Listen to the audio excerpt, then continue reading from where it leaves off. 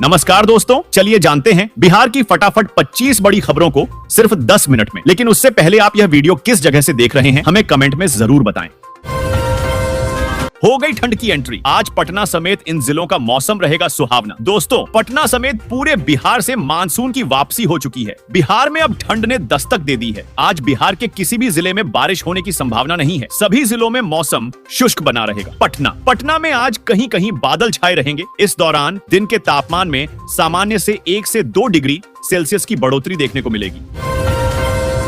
बिहार में दाखिल खारिज के 6 लाख लंबित मामले, जमीन सर्वे का काम बाधित। दोस्तों, बिहार में चल रहे जमीन सर्वे की समय सीमा और बढ़ सकती है। विभाग की ओर से निर्धारित समय में दाखिल खारिज के आवेदनों का निष्पादन मुश्किल लग रहा है। सितंबर तक अंचल कार्यालयों में दाखिल खारिज के 6 लाख के आसपास मामले अटके पड़े हैं। राजस्व विभाग ने नवंबर तक 4,70,000 मामलों को निपटाने का आदेश दे रखा है।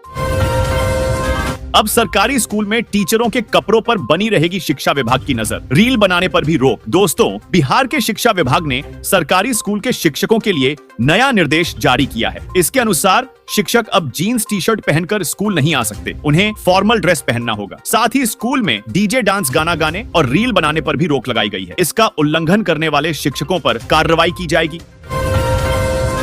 जल्द मिल सकता है डेंगू का टीका। बिहार में शुरू हुआ वैक्सीन का अंतिम क्लिनिकल ट्रायल। दोस्तों, बिहार और देश के दूसरे हिस्सों में डेंगू से बीमार पड़ रहे लोगों को इस बीमारी के खौफ से हमेशा के लिए मुक्ति दिलाने वाला टीका बनाने का काम तेजी से चल रहा है। पटना में डेंगू वैक्सीन के क्लिनिकल ट्रायल का तीसरा चरण शुरू हो गया है। अब तक 6 लोगों को डेंगू वैक्सीन का टीका लग चुका है। बिहार में लगभग 500 लोगों को यह परीक्षण टीका लगेगा।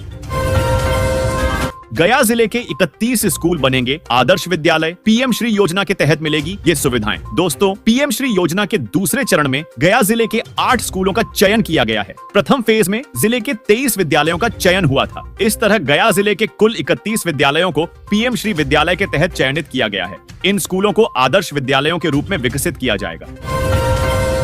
सभी स्कूलों में 30 तक करना होगा आधार अपडेट, शिक्षा विभाग का आदेश। दोस्तों, शिक्षा विभाग ने स्कूलों में पढ़ रहे बच्चों की जानकारी इस शिक्षा कोष पोर्टल पर अपडेट कराने की जिम्मेदारी जिला शिक्षा कार्यालय को सौंपी है। विभाग से मिले निर्देश के बाद जिला शिक्षा कार्यालय ने जिले में स्थित सभी स्कूलों को 30 अक्टूबर तक कक्षा 1 से 12वीं तक में नामांकित बच्चों का आधार इस शिक्षा कोष पोर्टल पर अपडेट करने का निर्देश दिया है। दिवाली से पहले 486 स्कूलों के इतने शिक्षकों का वेतन अटका, शिक्षा विभाग ने दिया बंद करने का आदेश। दोस्तों, त्योहारी सीजन में बिहार के शिक्षकों के लिए बहुत बड़ा अपडेट आया है। मुजफ्फरपुर जिले के 486 स्कूलों के 589 शिक्षकों ने ऑनलाइन हाजिरी नहीं लगाई है, जिस वजह से उनकी सैलरी रोक दी गई है। समीक्षा के बाद शिक्षा विभाग ने यह कार्रवाई की है। समीक्षा में यह बात पता चली कि नियम के मुताबिक शिक्षक ई शिक्षा कोष पोर्टल पर अपनी हाजिरी दर्ज नहीं करा रहे हैं। बता दें कि वेतन का भुगतान केवल ई शिक्षा कोष पोर्टल पर दर्ज हाजिरी के आधार पर ही होगा। त्योहारों पर दिल्ली मुंबई का हवाई किराया हुआ रॉकेट पर सवार एक टिकट का दाम 36,072 रुपए। दोस्तों, त्योहारों पर दिल्ली मुंबई का हवाई किराया आसमान छू रहा है। दरभंगा से मुंबई के लिए 10 नवंबर को एक टिकट का किराया 36,072 रुपए है। दिल्ली के लिए भी किराया काफी ज्यादा है। 10 नवंबर को दिल्ली के लिए एक टिकट 25,440 रुपए तक का हो गया है। सामान्य दिनों में दरभंगा से दिल्ली का सफर 7 से 8,000 में हो जाता है। अब बालू तस्करों का बचना मुश्किल, सरकार ने कर दी टाइट व्यवस्था। दोस्तों, बिहार सरकार ने बालू के अवैध खनन पर रोक लगाने के लिए कड़ा फैसला लिया है। इस फैसले के तहत हर जिले में कंट्रोल एंड कमांड सेंटर स्थापित करने का निर्णय लिया गया है, जहां सीसीटीवी और ड्रोन कैमरों के माध्यम से बालू घाटों पर खनन और ढुलाई की निगरानी की जाएगी। इसके अलावा अवैध खनन और ढुलाई के खिलाफ छापेमारी भी बढ़ाई जाएगी।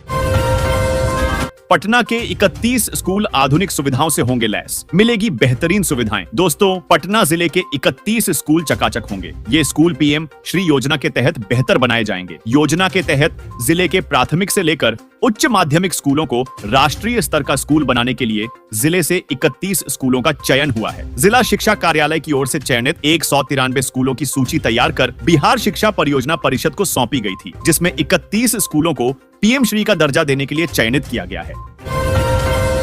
समस्तीपुर में 40-40 हेक्टेयर में होगी धनिया मेथी की खेती। मसाले का उत्पादन बढ़ाने को उद्यान विभाग देगा अनुदान। दोस्तों, बिहार के समस्तीपुर जिले में किसानों की आमदनी बढ़ाने के लिए 40-40 हेक्टेयर भूमि में धनिया और मेथी की खेती की जाएगी। उद्यान विभाग ने राज्य योजना के तहत इसकी तैयारी शुरू कर दी है। बीज मसाले की खेती करने वाले सभी कोटि के किसानों को 50% अनुदान दिया जाएगा। इच्छुक किसान 31 अक्टूबर तक विभाग की वेबसाइट पर ऑनलाइन आवेदन कर सकते हैं।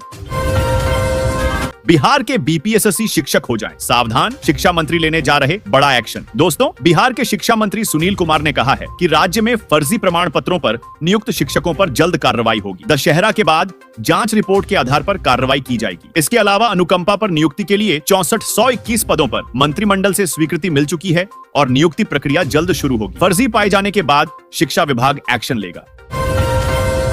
बिहार में डेंगू का कहर जारी, पटना में मिले 83 नए मरीज। दोस्तों, बिहार की राजधानी पटना में आज 83 और राज्य में 154 डेंगू के नए मरीज मिले हैं। पूरे राज्य की बात करें तो अब तक डेंगू से 4,416 और पटना में 2,267 लोग पीड़ित हो चुके हैं। डेंगू से पटना में अब तक 5 और राज्य में 12 मरीजों की हो चुकी है। पटना में मिले नए मरीजों में 27 पाटलिपुत्र, 10 बांकीपुर, 5 अजीमाबाद, 9 कंकड़बाग के हैं।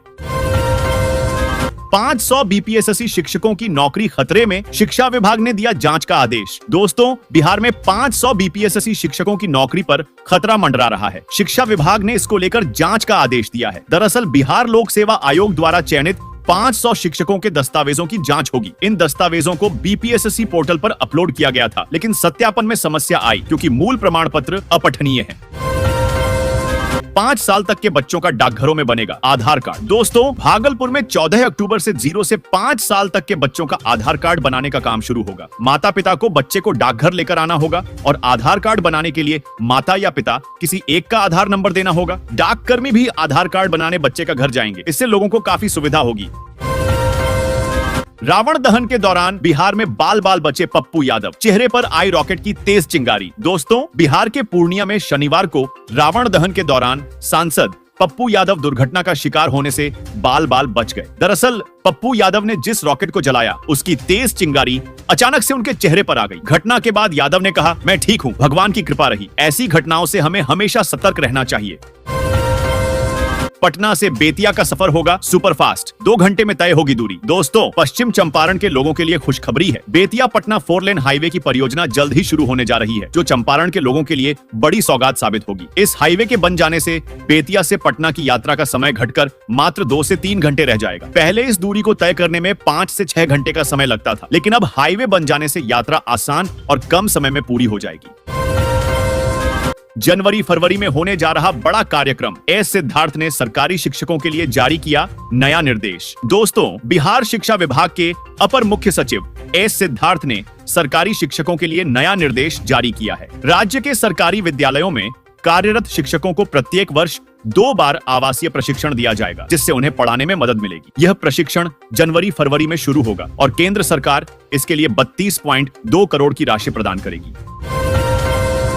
आ गई खुशखबरी, सभी छात्र और महिलाओं को मिलेगा फ्री मोबाइल। दोस्तों, सरकार ने महिलाओं के लिए और छात्राओं के लिए नई योजना शुरू की है। इस योजना द्वारा लगभग 1 करोड़ महिलाओं को मोबाइल दिए जाने वाले हैं। पात्र महिलाओं को स्मार्टफोन के साथ साथ 3 साल के लिए निशुल्क इंटरनेट सेवा और काइन लिंक और मैसेज की सुविधा दी जाने वाली है। इस योजना के लिए राज्य सरकार 1200 करोड़ रुपए खर्च करने वाले हैं। फ्री मोबाइल योजना को सरकार ने महिलाओं के लिए और छात्राओं के लिए शुरू की हुई योजना है। इस योजना द्वारा 1 करोड़ महिलाओं को स्मार्टफोन दिए जाने वाले हैं। इसके साथ 3 साल के लिए निशुल्क इंटरनेट और काइन लिंक सेवा भी दी जाने वाली है। जो लड़कियां पढ़ाई के लिए दूसरे गांव या शहर में जाती है, उनको इस योजना से बहुत लाभ मिलेगा। वह अपने परिवार से मोबाइल पर बात कर सकती है। ऑनलाइन शिक्षा के लिए भी आपको स्मार्टफोन की मदद होगी। अगर आप फ्री मोबाइल योजना 2024 के लिए आवेदन करना चाहते हैं तो आपके पास यह दस्तावेज होना आवश्यक है। आधार कार्ड, जो मोबाइल नंबर से आधार कार्ड लिंक होना जरूरी है। Ration card, pan card, Jan Aadhaar card, पते का प्रमाण पत्र, चिरंजीवी प्रमाण पत्र, आय प्रमाण पत्र, आयु प्रमाण पत्र, passport size photo, email ID, छात्राओं के लिए आईडी आवश्यक। एकल या विधवा महिलाओं के पास अपना पेंशन पीपीओ नंबर होना जरूरी है। अगर आपके पास ये सब है तो आप आवेदन कर सकते हैं।